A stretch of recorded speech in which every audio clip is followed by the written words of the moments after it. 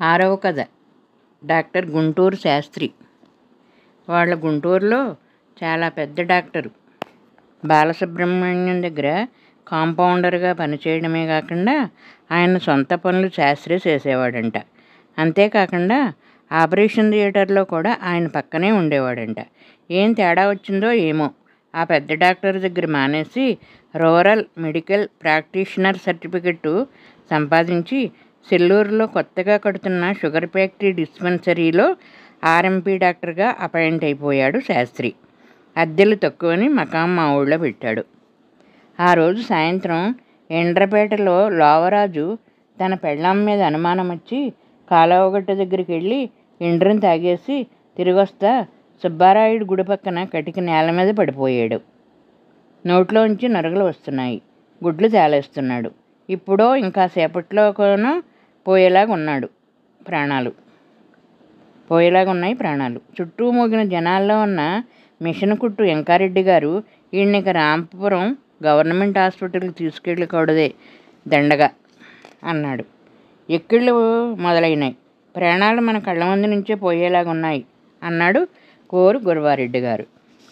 ఆ టేపు నుంచి వెళ్తున్న మందుల అప్పన్న కూడా అదే మాట అన్నాడు. మోగిన జనం నెమ్మదిగా పలసబడుతున్న టైంలో ఫ్యాక్టరీలో డ్యూటీ చేసి వస్తున్న శాస్త్రి లోవరాజు దగ్గరికి వెళ్ళి అతని పరిస్థితి చూశాక పాల వ్యాపారం చేసి అమ్మిరెడ్డి గారి అరుగు మీద కూర్చోబెట్టి 3 సేర్ల నీళ్లు తాగించేశాడు. గబగబా శాస్త్రి దగ్గరికి వెళ్ళిన వెంకారెడ్డి గారు, ఇదిగో ఏమండి డాక్టర్ గారు, ఆడెలాగో బతకడు అని తెలిసి బొక్కలో పడకండి, పేదవాళ్ళని చెప్తున్నాం అన్నాడు. వినని శాస్త్రి ఆ లోవరాజుకు నీళ్లు పట్టించే పనిలోనే ఉన్నాడు. మా మాట వినండి, ఆనాక పోలీసులు వస్తే అరెస్ట్ అయిపోయి వాళ్ళు కూడా వెళ్ళాలి మీరు అన్నాడు గవర్రెడ్డి గారు. శాస్త్రి నీళ్లు బాగా తాగించడంతో లోవరాజు పొట్టంతా ఉబ్బెత్తుగా తాగలేసింది. కాసేపటికి పంట్లంలోంచే మూత్రం వెళ్ళిపోయింది. కాసేపు అయ్యాక ఇంకో సేరున్నర నీళ్లు పట్టించేసరికి పెద్ద పెద్ద వాంతులు చేసేసుకున్నాడు. అరుగంతా ఎండ్రున వాసన. మగతగా పడుకున్న లోవరాజు బాగా చీకటి పడ్డాక నీరసంగా లేచి శాస్త్రి ఇంటికొచ్చి దండం పెట్టి చిన్నం నాగన్న జట్కా బండిలో వాళ్ళ ఎండ్రపేట వెళ్ళిపోయాడు. దాంతో ప్రాణాలు పోయినోడిని బతికించాడన్న పేరు వచ్చింది శాస్త్రికి. ఊరంతా ఒక్కటే చెప్పుకోవడం, ఎక్కడికి వెళ్ళినా శాస్త్రి గురించే. మేము వద్దురా రంకుమగడా అంటన్నా వినలేదా డాక్టరు. ముందు ఈ వైద్యం అంటే ఆ మనిషి ధైర్యానికి మెచ్చుకోవాలి అన్నాడు గవర్రెడ్డి గారు. ఇలాంటి మనిషి ఊరికొకడన్నా ఉండాలి అన్నారు మిల్లు సత్యరాజు గారు. వెంకారెడ్డి గారి ఇంటి మీద పడుకునే రాజుల సుబ్బమ్మ గారికి దురదతో నిద్రపట్టక రాత్రంతా గోక్కుంటే తెల్లారేసరికి 2 దోసిళ్ల పొట్టు వస్తుంది ఒంటి మించి. శాస్త్రి దగ్గరికి వచ్చి ఇదంతా చెప్పింది సుబ్బమ్మ. 1 వారం రోజుల పాటు అన్నంలో ఉప్పు మానేయమన్నాడు. 1 వారమేంటి 4 వారాలు మానేసింది. దాంతో సుబ్బమ్మ గారు శరీరంలో దురద మటుమాయమైపోయింది. బాబు, ఈ జన్మకి తెక్కదనుకున్న మాయరోగం ఇట్టే తగ్గించేశావు. ఎంత ఇచ్చుకోమంటావు నాయనా కళ్ళనీళ్లతో అడిగింది సుబ్బమ్మ గారు.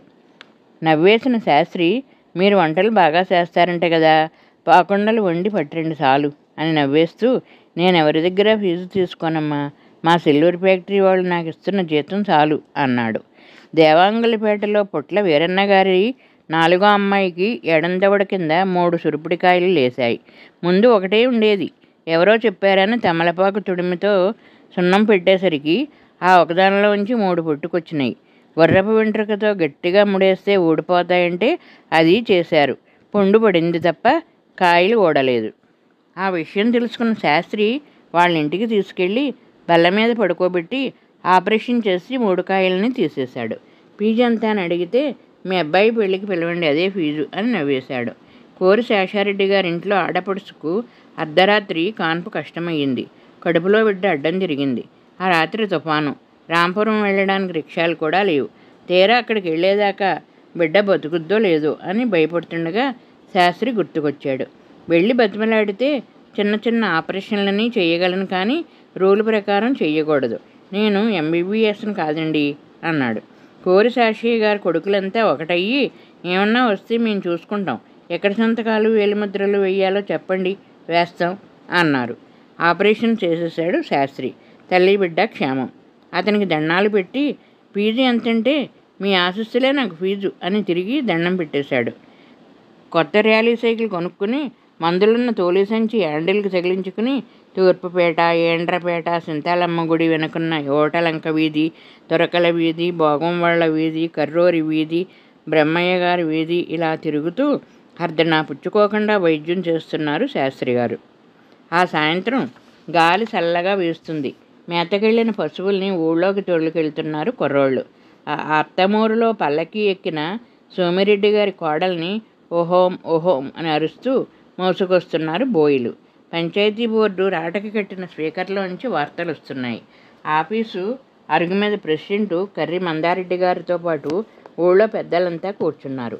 ఇవాళ మన ఊళ్ళో కాపురం ఉంటున్న ఆ గుంటూరు శాస్త్రి గారి గురించి మాట్లాడదాం అనుకుంటున్నాం అన్నాడు కర్రి లచ్చారెడ్డి గారు. మా వెంకయ్య చాలా గొప్పగా చెప్తున్నాడు అతని గురించి అన్నాడు మందారెడ్డి గారు. అవును, అతను చాలా గొప్పోడు. అతను మా ఊళ్ళో ఉండడం ఊరోళ్ళు చేసుకున్న అదృష్టం అనుకోవాలి. అది గది ఏం వద్దు, మా ఊరు వచ్చేసి మా ఇంట్లో ఉండండి అని కబురు చేస్తున్నారట చెల్లూరు కమ్మోరు. అతనికి ఏదన్నా చేసి మన ఊళ్ళోనే ఉంచేసుకుందాం అని మేమంతా అనుకుంటున్నాం అన్నాడు సింతా రామకృష్ణారెడ్డి గారు. అయితే ఏం చేద్దామంటారు అడిగాడు మందారెడ్డి. ఊరికే అతనికో చిన్న హాస్పిటల్ లాంటిది కట్టించేమనుకోండి, ఈ జన్మకి మన ఊరి నుంచి కదలడు. ఏమంటారు అన్నాడు కర్రి లచ్చారెడ్డి గారు. బాగుంది, వెంటనే మొదలెట్టేద్దాం అన్నాడు మందారెడ్డి గారు. ఈ చర్చన జరిగిన 4 రోజుల తర్వాత మంచి రోజు చూసి స్కూలు బిల్డింగ్ని ఆర్చి ఉన్న ఖాళీ దొడ్డిలో పునాదులు తవ్వించి 300 చదరపు అడుగుల ఇల్లు కట్టించాక ఒక సాయంత్రం శాస్త్రిని పిలిచి, ఈ ఇంటి ముందు మీరు హాస్పిటల్ పెట్టుకోండి, వెనకాల కాపురం ఉండండి, ఇది మీకు మా ఊరి కానుక అన్నారు. వాళ్ళ ఆదరానికి పొంగిపోయిన శాస్త్రి కళ్ళమ్మట నీళ్లతో వాళ్ళ కాళ్ల మీద పడిపోయాడు. తనొచ్చి 3 నెలలు కూడా కాలేదు. ఇంత తక్కువ టైంలో అంత గొప్ప ఎదుగుదలకి తనకే విడ్డూరంగా ఉంది. పరమానందపడిపోయాడు శాస్త్రి. కొత్త ఇంట్లో గృహప్రవేశంతో పాటు సత్యనారాయణమూర్తి వ్రతం పెట్టుకున్న శాస్త్రి అందరికీ వెళ్ళి పేరు పేరున పిలిచి, భోజనం చెయ్యకుండా వెళ్తే మటుకు నా మీద ఒట్టే అన్నాడు. ఊరివాళ్ళు కట్టించిన ఇంట్లో ముందు పెద్ద పందిరి వేయించాడు. బాజా భజంత్రీలు, ముఖ్యంగా కోటయ్య డోలు వాయిద్యం పెట్టించాడు. వంటలు అవి పెద్ద ఎత్తున ఏర్పాటు చేశాడు. ఆ రోజు గృహప్రవేశం. ఊరంతా కదిలి వచ్చింది.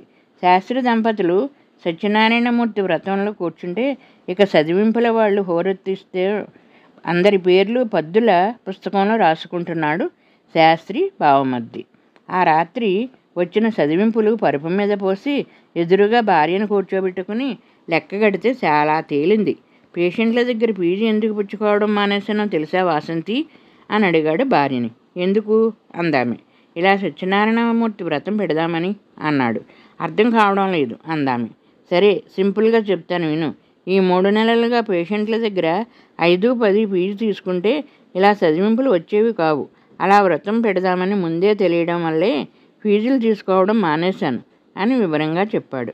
ఇది గడిచిన మరో 3 నెలలకి గుంటూరులో పని పాట లేకుండా తిరుగుతున్న బామ్మర్దిని పిలిచి డిస్పెన్సరీ ఉండే చోటులో సగం చోటికి అడ్డంగా గోడ కట్టి ముందు పక్క గుమ్మం పెట్టించి అందులో మందుల షాపు పెట్టించాడు. ఇక్కడి నుంచి అతను రాసిన ఖరీదైన మందులకి రాంపురం వెళ్లకుండా తన మెడికల్ షాపులోనే కొనడం మొదలెట్టారు.